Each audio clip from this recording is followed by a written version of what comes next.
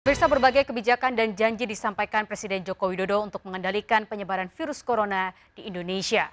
Presiden menjawab polemik lockdown, menjanjikan insentif serta perlindungan bagi para petugas medis.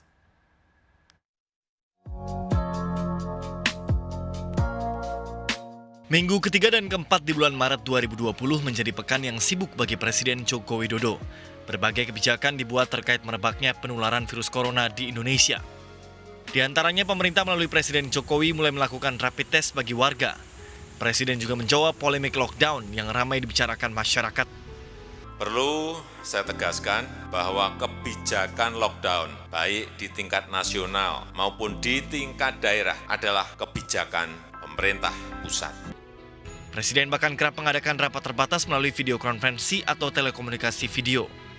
Di tengah merebaknya penyebaran corona, berbagai kendala dihadapi, termasuk kelangkaan alat pelindung diri APD hingga banyaknya petugas medis yang menjadi korban sakit hingga meninggal dunia. Presiden pun mengeluarkan kebijakan pemberian insentif bagi petugas medis yang merawat pasien corona.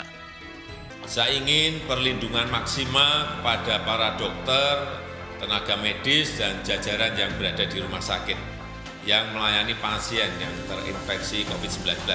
Pastikan ketersediaan alat pelindung diri APD, karena mereka berada di garis terdepan sehingga petugas kesehatan harus terlindung dan tidak terpapar oleh COVID-19. Termasuk juga saya minta Menteri Keuangan ini juga pemberian insentif bagi para dokter, perawat, dan jajaran rumah sakit yang bergerak dalam penanganan COVID-19 ini. Presiden meminta para menteri dan pemerintah daerah untuk memangkas belanja APBN dan APBD yang tidak prioritas.